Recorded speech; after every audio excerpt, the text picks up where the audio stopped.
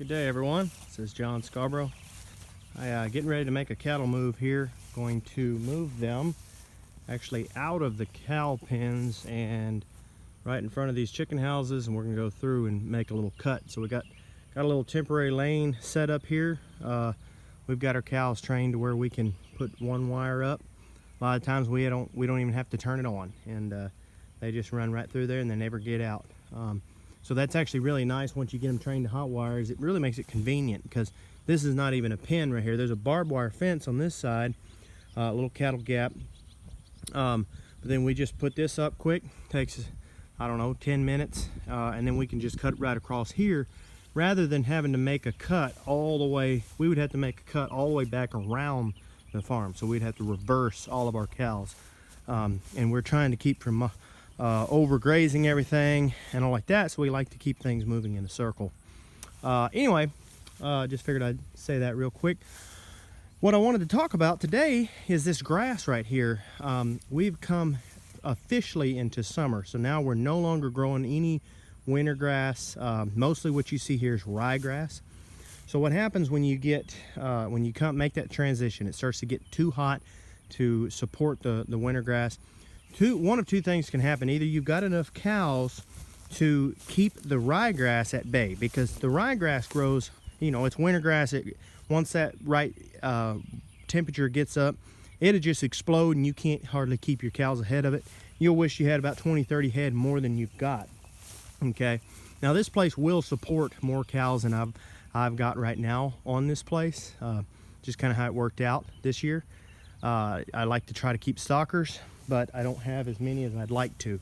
But anyway, long story short, you got several months in there when you've got grass that you got more grass than you can handle. Well, you could either have enough on there to keep the cows, eating it down, or you can go through and clip the tops of it and all like that. But at some point, the ryegrass is going to stop growing. I have found the ryegrass is a huge saver to me here in North Louisiana, because it really helps bring me through the winter. In a lot of states, that really is not a huge help to a lot of people, but for me, it's been a lifesaver for winters. So what I like to do to keep from having to go out and seed it every year with a tractor, I like to make sure that I get enough of it grown up. I don't have it being eaten down too low. That way I get a lot of good seeding every single year and I don't have to do anything with it. Okay, so that saves me time and a little money on seed as well, a little money on diesel. Mostly it saves me time and the hassle, because most of the time what would end up happening is I just wouldn't have the time to do it. Okay, but also what I really like is afterwards the grass starts to die out, this grass right here, and the summer grass starts to come back on. Okay, and it starts growing up through there. A lot of people tell me, oh, what's stunting the growth of the summer grass, but it's not. I can get out there all through there and it's growing up thick. Okay, but what I really like is just before summer, we're just about to get to June right now. I think it's May 27th or something like that. Anyway, and we have all this organic matter. So we've seeded our pastures for next winter, but we've also got all this organic matter. Look at all this. And the nice thing about this ryegrass is it starts to turn brown on its own, so it lays down. You don't even have to mob graze them at all. You just get them in a normal sized pen and it just lays right down. They may eat a little of it. Most of it is just good organic matter.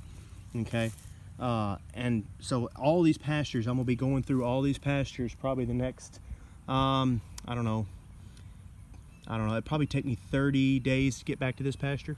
So I'm just moving them really fast at this point. I'll bring them all the way around the farm really fast, let them eat a little, just barely tip the summer grass and trample all the winter grass. Okay, next time I come back around, the summer grass will grow right through this. Okay, but I'll have this huge, beautiful bed of mulch all over the entire pasture, everywhere. Well, so think about it. That's going to be July when that hits. Okay, well, that bed of mulch is going to carry me all the way through July and August, and sometimes a little bit longer than that. That really dramatically helps hold your moisture in your soil throughout your hot months. So anyway, long story short, what I'm trying to say is sometimes it's not always a bad thing to leave, to tell yourself that you've got too little cows for the amount of acres, because a couple months from now I'm going to have, or a month from now, I'll have too many cows, you know, because it'll be summertime. Well, most people would. I actually won't. And that's because of this right here. Like I was saying, this being trampled down, that's going to hold more moisture and help me to keep growing grass when other people might not. So anyway, keep a little bit of a residual out there, and if you can, keep some of this ryegrass growing if you're in this area, and you can kind of see what to do. You know, it kind of helps you keep moisture in your ground, because for every inch of organic matter, you gain 2,500 gallons of water per acre per year. Okay, that's how much more gallons of water your ground can hold because of the organic matter. So don't forget that. Okay, that's just an inch of organic matter, not an inch of topsoil, an inch of organic matter. Okay, so that's probably a good 1/4 inch right there, and that's just for this month. Okay, so just think about how much more water my ground's going to be able to hold. So if I only get one rain this summer, I've got a lot of residual there to help hold it.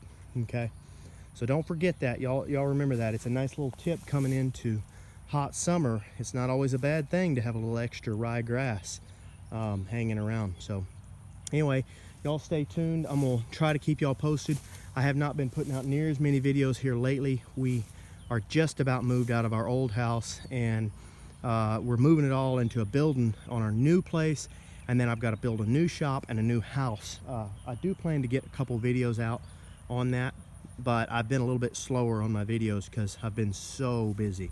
So anyway, guys, I do plan to keep y'all posted on kind of this ryegrass transition a little bit, what we can do, how you can make that work. So stay tuned for that, and don't forget to like and subscribe.